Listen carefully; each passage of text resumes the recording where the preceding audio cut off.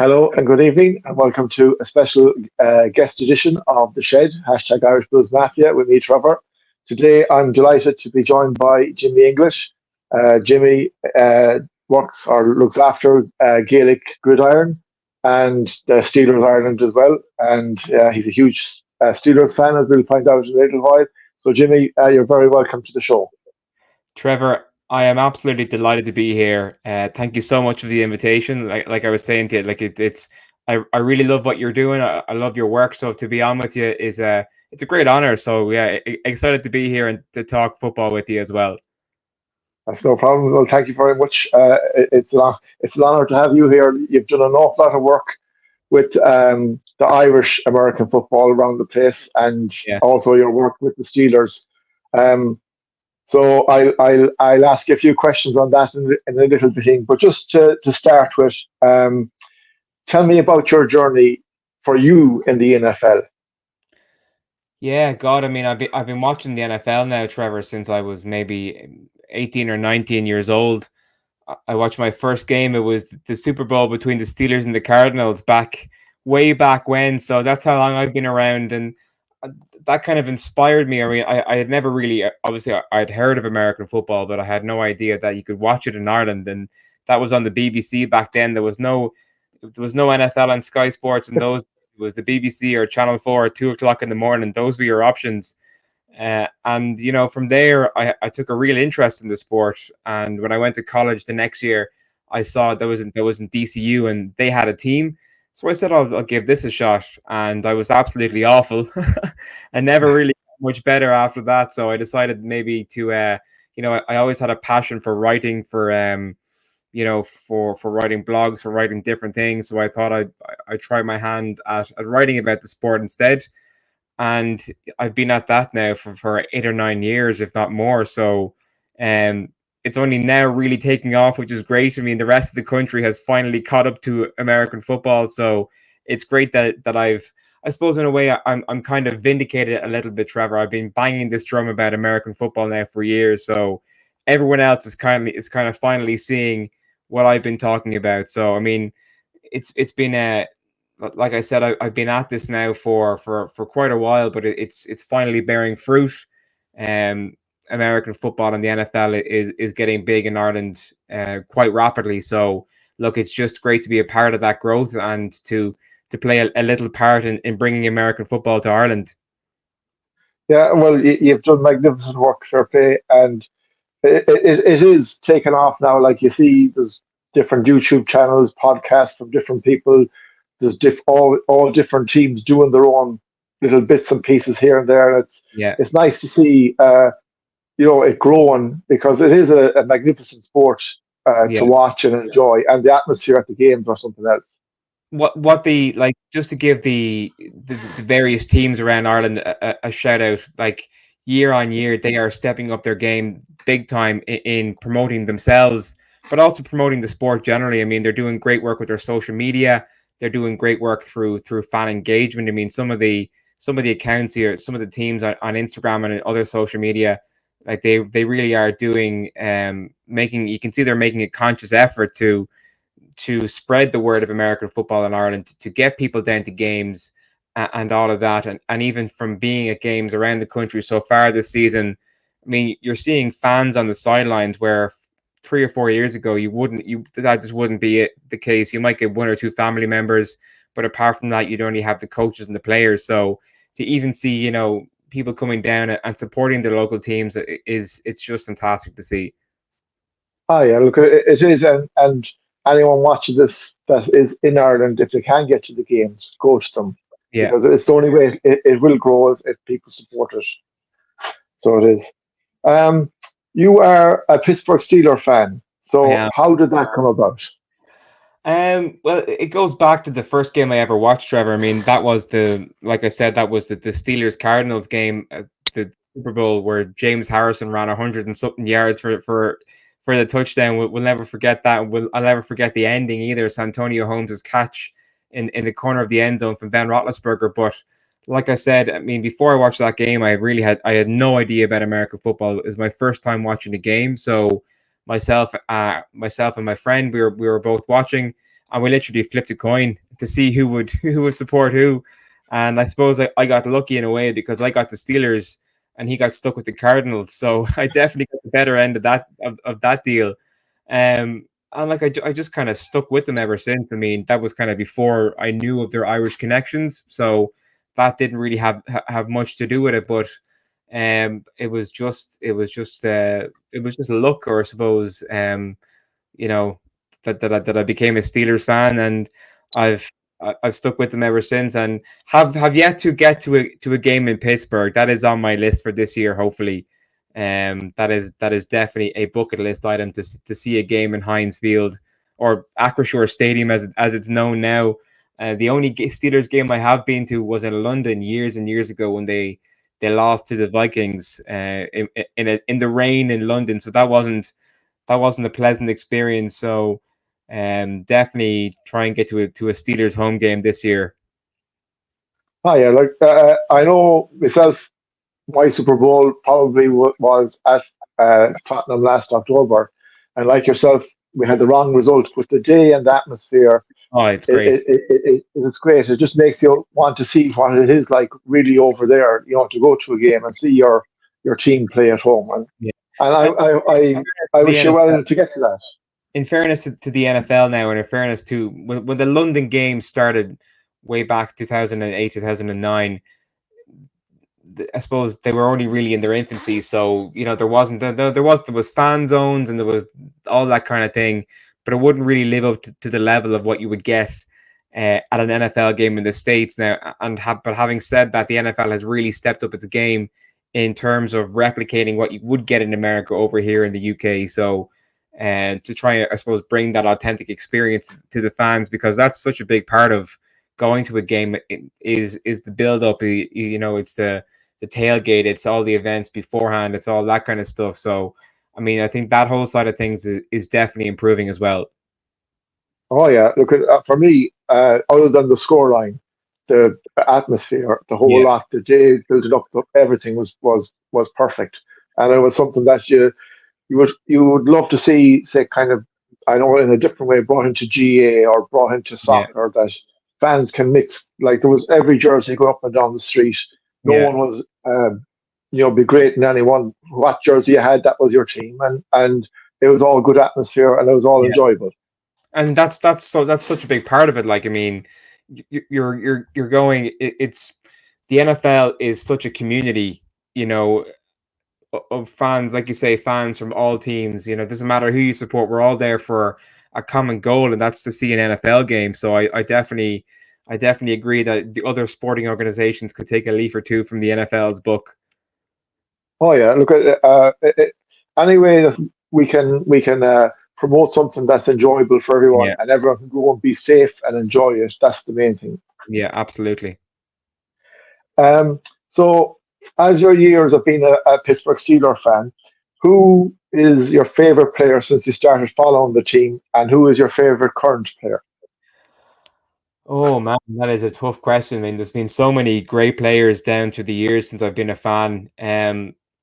I think top of my head, I mean, offensive player, I'm gonna have to say Ben Roethlisberger. I mean, you can't not say Ben. I mean, he's just such an icon of the game.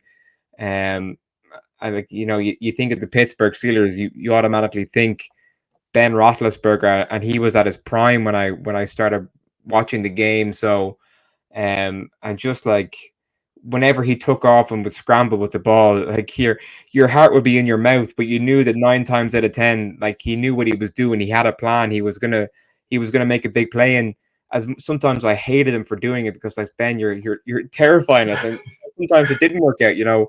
He'd take a massive loss or he'd lose the ball, but that was just his. He was an old school gunslinger. I mean, that was his type of play. So, I mean, that he was just fantastic to watch. And on the defensive side of the ball, I think it would have to be back then either James Harrison or Troy Polamalu. I mean, they were just. I mean, I saw a clip earlier on of Troy Polamalu making a one-handed interception. Like he was just an absolute once in a generational talent. And he was just a joy to watch. I mean, I'll never forget him flying over the line and sacking Joe Flacco. I mean, he was just magic to watch. Absolutely magnificent. And then in terms of my favorite player now, I mean, it has to be TJ Watt. I mean, he's just a menace. He's an absolute machine. He is, without a doubt in my mind, the best defensive player in the NFL at the minute. And I know he was absolutely robbed of the NFL honors there back in February. He Um, was. it was just like, look, that's a whole other podcast to talk about that. Um, Oh yeah, but he was robbed. Like, but there was a lot of robbery done at them awards. yeah, But he is an awesome player. So he is. In fairness to him, you want him on any team. yeah. He single handedly runs that defense. I mean, to come in out of college of Wisconsin and become such a force almost immediately within his rookie season. He's a leader on that defense now as well. So, and look, he was injured for a good portion of last year, and you definitely would feel his absence. So hopefully we can give him a Super Bowl within the next couple of years before he starts thinking about retirement. I think it would be such a shame if TJ Watt retired without winning the Lombardi. Oh, 100%. Like, I suppose nearly, well, not every team, but a lot of teams have an iconic player like that you would say at some stage you hope they would win a Super Bowl. Definitely for yourselves, he's one of them players that he leads by example, and you would follow him into any battle because Yeah. he'd go through anything I for you. You just, whenever you see the videos of them the defense getting warmed up or getting psyched up before a game, it gives you shivers. Honestly, I mean that's such a big part of the reason why I want to get over to Pittsburgh is to experience that for myself before TJ. I mean, obviously he's still young. He has a lot left in the tank, but I have a sneaking suspicion that if it doesn't happen soon, he's gonna consider maybe not leaving the Steelers, but retiring. So I think the window of opportunity for those guys. I mean, look at Cam Hayward as well. I mean, Yeah. that man deserves a Super Bowl. I mean, if anyone, he is one of the most like just one of the greatest players in the NFL and one of the greatest players that we've ever had in the Steelers. So I think it would be such a shame if those guys did not get a championship or at least one championship before they retire. Oh yeah, 100%. And like I know it's I wish the same for the Bills, but in realistic terms, if your team's not going to win, you want to see a team win, like say the Steelers. For me, Yeah, having the Irish roots, uh, you want to see them do well. That if your team, I know last January it was you came to Buffalo and it was a game that we should have won by more, but it was a game that we could have lost in the end. yeah.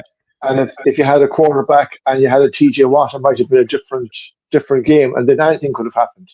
Yeah, yeah. I mean, look, it's one of those things where we have the pieces in place. I mean, like I said earlier, that defense, the Steelers defense, if we can pick up a cornerback in the draft and maybe add a couple of safeties through free agency, that defense is primed to win a championship. I mean, it is up there, top five defense in the NFL.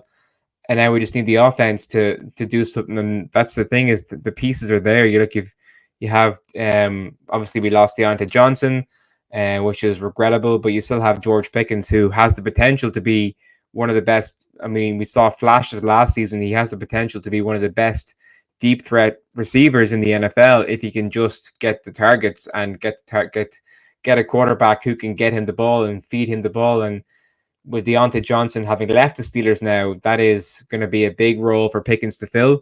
But I think he can do it if he obviously there's maturity issues, but he'll hopefully grow up and get over those and just get fed the ball constantly, consistently, which I think would be helpful. And then you look at the running backs. I mean that 1-2 combination, Jalen Warren and Najee Harris is just it's fantastic. So the offensive weapons are there, and this is why it's frustrating sometimes, is because the pieces are there. We just need the quarterback now to put it all together.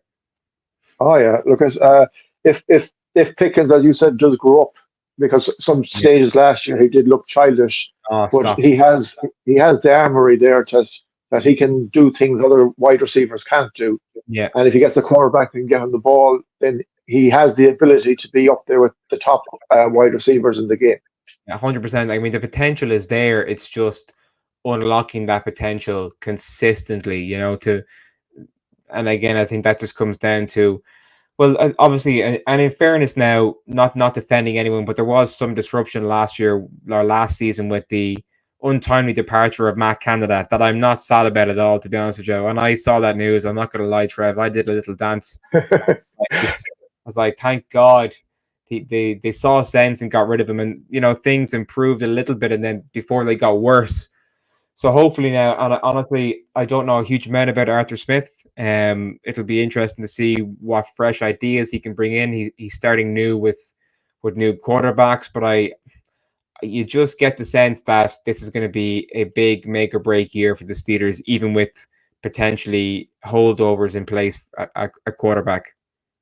Yeah, like it is. And Arthur Smith, like, yeah, he was head coach of the Falcons last year. But he asked for him to be brought straight in as the Steelers' offensive coach.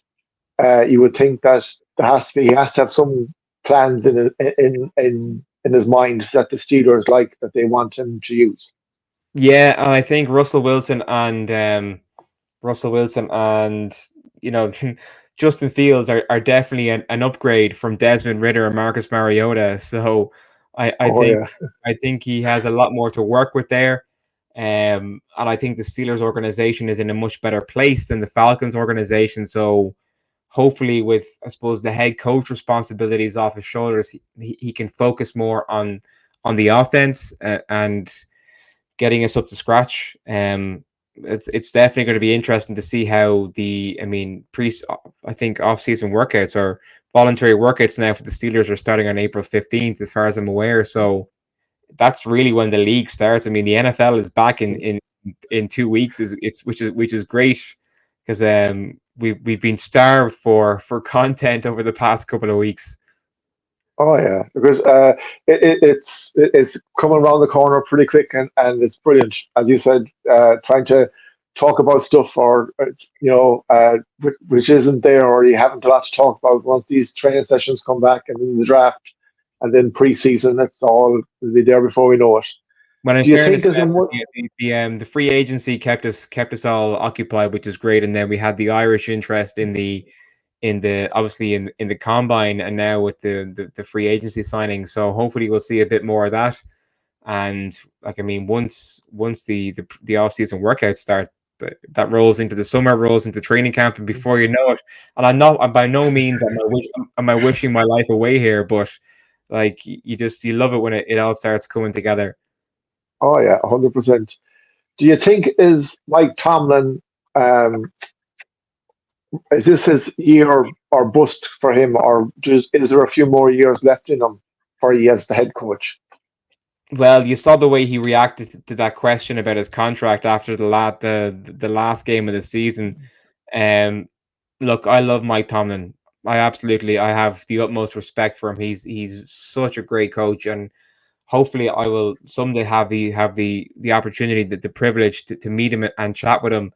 But I think, unfortunately, the way it is in the NFL or any major professional sports is when the team struggles, even though it might necessarily be the fault of the coach, it's often the coach that gets replaced or gets fired. And I think the Rooney's obviously they're not prone to making rash decisions. They don't typically fire coaches mid-season, which is why it was so surprising when Canada got fired mid-season last year or last season. I do think that Mike Tomlin's seat is getting warm. I think he's sweating a little bit. So I think that possibly prompted some of by Steelers standards, those moves recently were quite rash. I mean, trading your starting quarterback, your de facto starting quarterback, with no notice out of the absolute blue. I mean, that was, and I know obviously Mike Tomlin would have had a hand in that, and working with Omar Khan. But I think that kind of indicates where Tomlin's head is at right now. He knows the Steelers are on win now, win immediately, or he's going to be in trouble. So is this going to be his last season? I honestly don't know. I think the Steelers need to get into a Super Bowl rapidly, or it's gonna be trouble. Yeah, well, he has been a great servant. What he reminds me of, I'm an Arsenal fan, is Arsene Wenger in a kind of a way.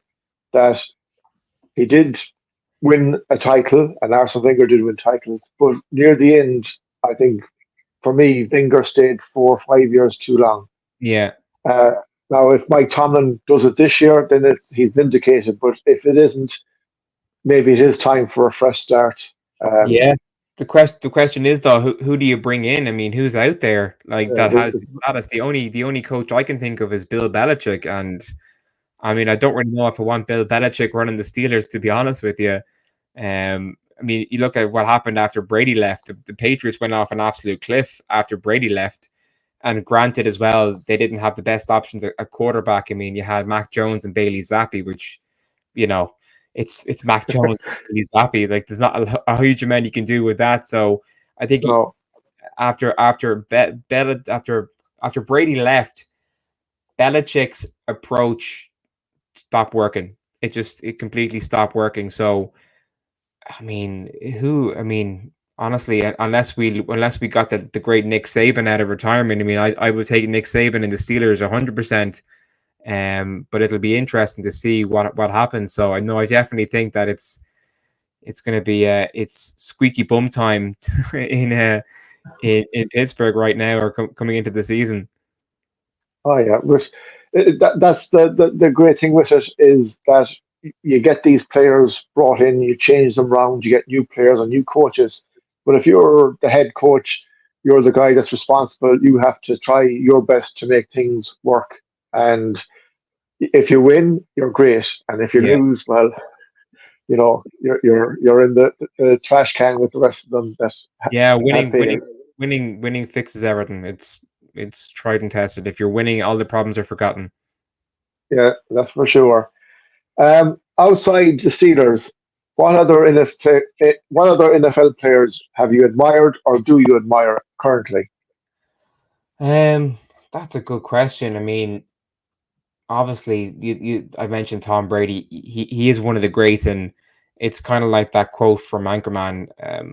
I hate you, but I respect you. You know, that kind of way. I'm just Yeah, trying to think who else. I mean, um, that's a good question, Trevor. Like there's so many players that I would, I suppose, respect and admire. Tom Brady is definitely up there. Peyton Manning is up there. Um, I mean, even some of the older players. I mean, Rocky. I had Rocky Blyer on the podcast a couple of months ago. I mean, so as a Steelers and Notre Dame fan, that was pretty cool, pretty special. So, there's no one really that jumps out to me, to be honest with you, apart from those. But I mean, like, it's always interesting to see who's kind of coming up as, emerging as a goat, as they say. I mean, obviously Patrick Mahomes is fantastic. I mean, I had the opportunity to see him in person in Las Vegas, so that was pretty incredible. I mean, and he's such a talent, for a relatively young age in the NFL. Um, so definitely, it's he's an AFC quarterback, so you have to have a little bit of an edge when you're supporting him as well. Joe Burrow is fantastic, obviously another AFC quarterback. Your own Josh Allen, great player. Again, AFC quarterback, but the problem is all the good quarterbacks are in the AFC now. So with maybe the exception of Brock Purdy, um, but like this, it really is a great time to be an NFL fan at the minute, with just the absolute wealth of great play and great talent that's in the league right now. So I think fans are really spoiled when it comes to watching games, and I think for anyone getting into the NFL, it's an exciting time. yeah, that is for sure. Yeah, the AFC is kind of stacked all right with quarterbacks 100%. and quality ones. Um, it is. Like when you're going like there, let's say in October, you're going over to see. I was going to see the Bills, but you're also going to see Trevor Lawrence from the Jaguars. Yeah, So you're seeing two quality quarterbacks against each other, and they're the kind of things you want to see. You don't want to see one team win by 50 points and the other team, even if it's your own team, you want to see a game where players pull stuff out of the fire when they have to win. yeah, exactly. And I think we're in an era now where we're in another golden era of quarterbacks. Obviously, you had the likes of, Joe Montana back in the day, you know, people from Yeah, a John Elway.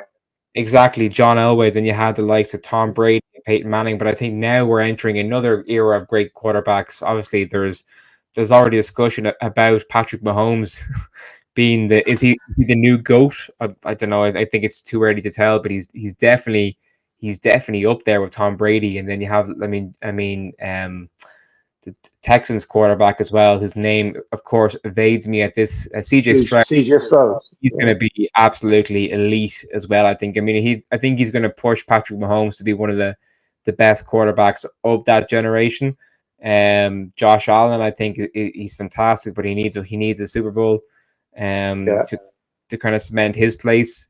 But like it really is like it's such a great time to be a part of the NFL global community, I suppose. Oh, that's for sure. Um, how impressed are you with the growth of the NFL in Ireland so far? And you were part of getting the Steelers to Ireland, as in through the international markets. You were Mm. there when they were in Croke Park. How important is that uh, for A, Ireland, and B, for the Steelers to grow in Ireland?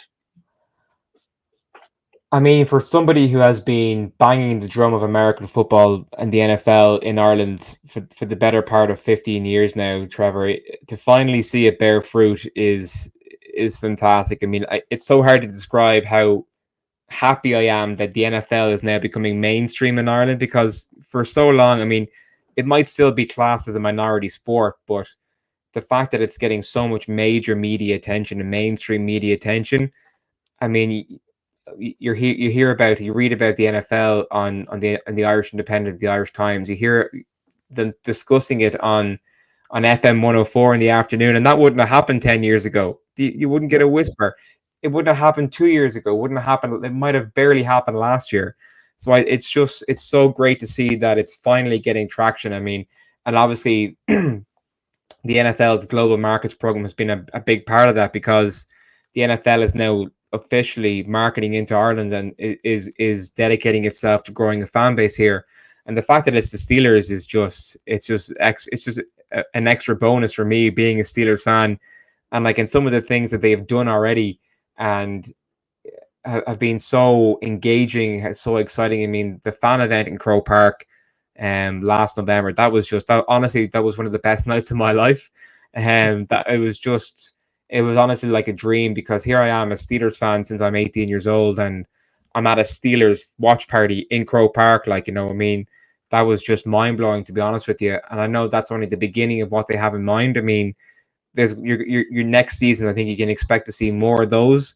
You could potentially have a draft event now in a couple of weeks. I know nothing has been announced by the Steelers as of yet, but I know that they are just beyond the response that they've gotten from not only Steelers fans in Ireland but also the NFL fan base in general. I think might have exceeded their expectations a little bit. So I think they can now see that there is a massive potential for growth in Ireland, and there's a lot more to come in that space, I think. Yeah, it is amazing.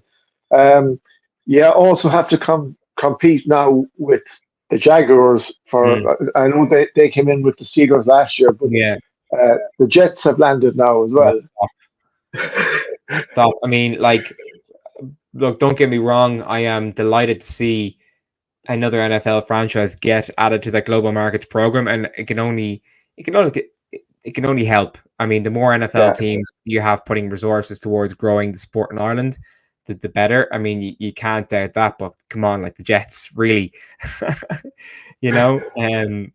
Look, I mean, they could be a team on the rise if they can sort out their quarterback situation. Look, if Aaron Rodgers can get healthy and play a couple of more seasons, look, maybe their stock will rise a little bit. But I think the Jets might wait and see what the Steelers do and the Jaguars do first. I think it's going to come down honestly to the Jags and the Steelers to do the brunt of the work. yeah. Um, so it'll be interesting to see. But like it's such, I mean, this is only the beginning. Honestly, I think we're going to see. I think by the end of this year, there's going to be more and more people watching the NFL and being interested in the NFL and going to these events and etc. So to say that I feel vindicated after all the years is an understatement, But it's Oh great. no, I mean, it's fantastic. But it shows you too all the hard work that you and others have put in is coming to fruit, and Yeah. you deserve with all the hard work that you've done that this is happening. Yeah. Oh well, yeah. I mean, like it's not work really. Obviously, there is a lot of time and investment that goes into it. But I mean, I love this sport. I mean, this has always been my favorite sport. I mean, before I started watching the NFL, I wasn't really into sport at all. But now, having been as a, I suppose, as a sports media creator, it's given me a greater interest in sport in general. So I'm able to appreciate other sports now. And obviously, outside of the American football, I have other interests. In sport. So it's given me a wider appreciation of sport in Ireland. But I think the NFL is finally getting through as um it's finally gaining more market share and more share of people's interest as well, which is just it's not a minority sport anymore, I don't think. No, it's growing, and as you said, it'll grow more this year. Like you take the college games, Yeah, like they are getting bigger and bigger every year. And if it was something that wasn't growing, they wouldn't be. exactly. Yeah, exactly. And like that's it. And that's how it started really, Trevor, was with the college games. I mean, you had even back as far as 2012 and obviously beyond that. But 2012 was when Notre Dame and Navy played here, and that really kind of and that got people excited and interested, and that was over 10 years ago. So to see the investment of the college games, and I think we're going to have a game every year now for the foreseeable future, which is fantastic. I mean, so that definitely plays, and that has definitely laid the groundwork as well, I think, for the NFL going, okay, if they can host a Division 1 college football here, maybe we can justify potentially playing a regular season NFL game here in the not so distant future. Oh yeah, hopefully so. Fingers crossed. Fingers crossed is right. Um, who do you think will be your starting quarterback in 2024 For the Steelers, for the Steelers? I think Russell Wilson is going to start. He's going to win the job, but I think Justin Fields will be in there within 4 weeks.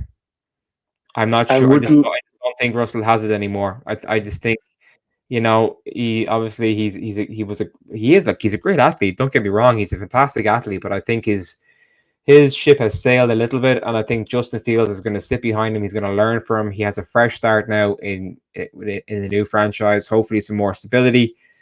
He knows he has to prove it. I think he should know this is his opportunity. So, yeah, I think Russell Wilson will start, but Justin Fields will be in there. And if you were Mike Tomlin, who would you prefer to start? Would you start Russell Wilson, or would you go with Justin Fields? I think it's an ideal situation for Justin Fields because they're very similar in terms of their style of play. I mean, they're both mobile quarterbacks who can run the ball, and I think Justin Fields needs to learn to sit in the pocket a bit more and trust his arm. Um, but I think Justin Fields can learn a lot from Russell Wilson. So if I'm Mike Tomlin, I think I'm leaning towards veteran initially, but I know that I have Justin Fields there in my back pocket if I need him. Yeah, very good. Um, for the draft, what areas? I wouldn't ask players because it's a lottery who'd be there or whatever. But what areas do the Steelers need to concentrate on in the draft? Oh, immediately offensive line, cornerback, and wide receiver. I think offensive line is the biggest concern, especially center. You saw there was so many bad snaps last year. I think that has to be immediately addressed in the draft. So hopefully we now, to be honest with you, I haven't done a huge amount of research on the draft yet in terms of who's available at center apart from Joe Alt, and he's a left tackle out of Notre Dame. But I don't think he's going to fall to number 21, unfortunately. Otherwise, I'd love to see us pick him up.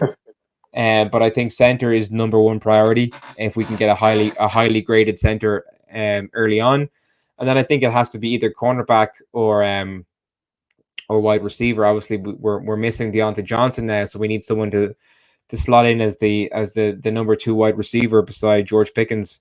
So I think and then obviously linebacker, we've done a bit of work to fill linebacker. We signed Patrick Queen, which is great. But no, those would definitely be my top three areas to address. No, that's excellent. And we were on about free agency. How do you think the Steelers did in free agency? And there was a lot of shocks and changes and moves, but how would you rate your team with the free agency itself?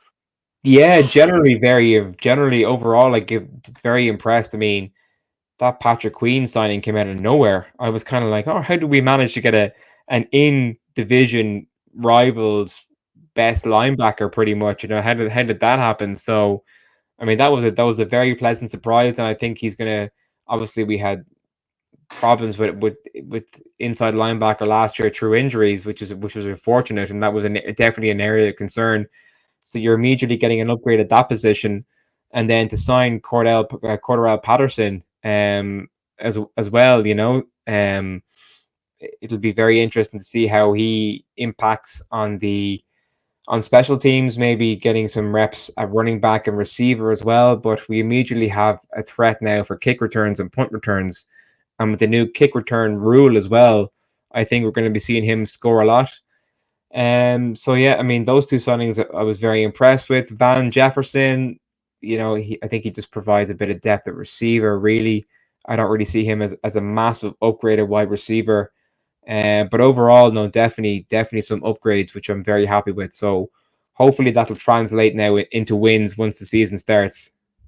Oh yeah, look, when you have the pieces put in that you need and you're getting what you're looking for, then you hope that it'll all pay dividends once the training and the stuff is I done. think so. In fairness to Omar Khan, he really shook things up this off season, which I think was great. I mean, it was a look at last season. We didn't expect to make a playoff run at all. I was kind of shocked when we did, when Mason Rudolph came in and started playing as well as he did. So I think maybe the organization as a whole knows that it's time to start taking this seriously, and trying to put the pieces in place to start winning championships. So hopefully those moves in the off season will translate into wins now, once September rolls around. Oh yeah, look, hopefully so. Um, for your upcoming season, I know we're only in April, but with how things are set right now, what is your ambition for the Pittsburgh Steelers, as in for season 2024? To get past the first round of the playoffs. Honestly, to not go to Kansas City or Buffalo and get absolutely slaughtered by one of you boys, I think that has. Uh, I mean, that would be just. I mean, we have to get a divisional round game. I think that has to be the minimum this year, if not a conference championship game. Um, Obviously, you go into every year kind of hoping that you're going to win a Super Bowl. We believed for a little tiny moment there last year that we might just do it, and then that all came crashing down around our ears. So, um, yeah, I think it has to be a deep playoff run. Honestly, I mean, there's nothing else is acceptable, and I think if we have another 8-8 season or 9-8 season or whatever, and don't make the playoffs, then radical change has to happen. no, very good. That's just as a And that is as a highly frustrated fan, but also as a Steelers media member as well. So I'm trying to temper my expectations with a bit of oh, professionalism, but I think I'm a fan first. So I yeah, think well, yeah. The great thing about it is being a fan is, I know as a reporter you would or a writer you have to have your, keep level head on, but being a fan, you're allowed to up the expectation, and you're also think so. allowed to criticize when when We criticism try is hard. needed. We try hard to not criticize, unless it's constructive criticism. But sometimes Yes, correct. it can be a lot to put up with. Sometimes. Yeah, no, that's for sure. There was times last season when the Bills went through an awful bad run, and you weren't given out as such, but you were constructively given out. Yes. Yeah. Always, So always trying to be positive, even when there's literally nothing to be positive about. positive, correct. Tell us about your platforms, your social media platforms, Jimmy. If people wants to follow you or listen to your stuff or contact you, how do they get in contact with you? Yeah, absolutely. So it's Gaelic Gridiron. across all major social media channels. The podcasts are available to stream on YouTube. Just search for the Gaelic Gridiron Podcast. Spotify, Apple Podcasts, the works. We're all there at the Gaelic Gridiron Podcast. And then always up for a chat on Instagram, Facebook, or X, as I almost said Twitter. Couldn't have that.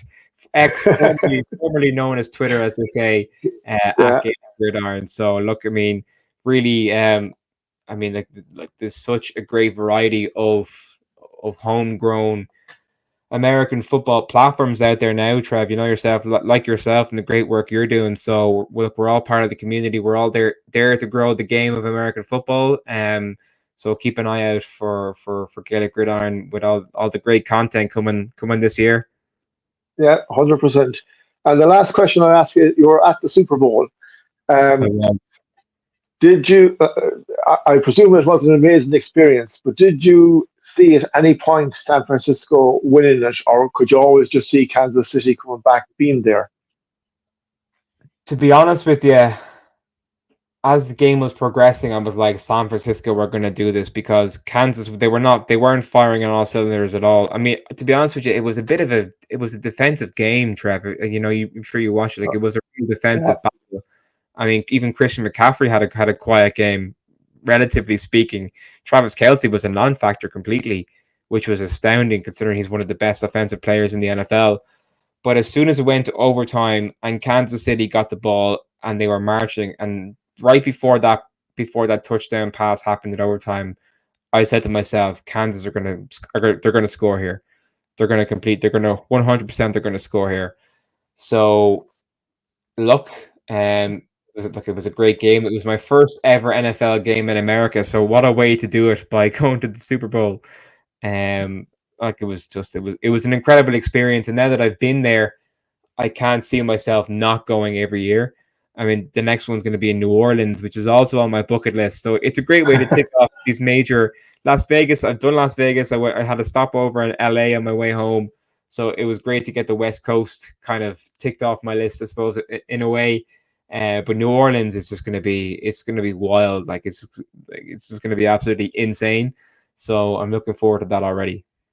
Oh yeah, look, it looks like, in fairness, watching the week build up to Vegas and watching the whole thing around it, it looked amazing. Like, I don't know, the previous year I think was Arizona was in, Mm. and it was one of the best Super Bowls I watched, the Eagles and the Chiefs. Yeah. But the atmosphere leading up to it wasn't the same as the one leading up to Vegas this year gone. Yeah, and like even the atmosphere in the stadium. I mean, Allegiant Stadium is not a big stadium. It's tall, and you know it's not particularly wide. It's not particularly big. I think the capacity is less than 70,000. So, but there was an incredible atmosphere in there. It was, and the fact that it's indoors as well. It's a dome, that helped. It was strange that it was an afternoon game. I mean, the game kicked off at 3:30 Pacific time, so it was an afternoon game. But obviously here was 11:30 at night. So it was done and dusted by 7 o'clock, Trev. So I was home in bed by 10 o'clock. Like it was great. It was. But I'll tell you, like if anyone here ever goes as media, yourself included, we'll get you over someday. It's you are on your feet. I think I was averaging 35,000 steps a day. So Wow. it's not look, but like it was just like it was an amazing experience, and I'm delighted to have had the opportunity to do it. Well, fair play, and you did Ireland a credit, no more than yourself and Michael McQuaid and Pro Football Ireland, by being there. You represented Ireland very well, and we are proud of what you're doing and how you're leading the game for Ireland over there. We'll have to get you over next year, Trev, to New Orleans. We'll go out in Bourbon. We'll go out in Bourbon Street afterwards. Oh, I don't know. I'm not the best for planes, but we'll see. uh, Jimmy, look, I want to thank you very much for coming on the show. It's been a pleasure. I've been wanting to do this for a long time, Yeah. and I really appreciate it. And hopefully, during the season, if you're free, we'll get you on, talk about it, how the season is going at some stage in the future. Trevor, absolute pleasure talking to you. Really, really enjoyed the conversation, and thanks for having me on. And I look forward to chatting again. No bother. So that's it, folks, for tonight. I want to thank Jimmy very, very much. It is an honour and a pleasure to talk to someone that has so much experience and done so much for the game here in Ireland. And just to thank him and thank you for watching. And I'll be back next Tuesday night with another show. And until then, this is Irish Bros Mafia out. And as always, go Bills and go Steelers. Go Steelers.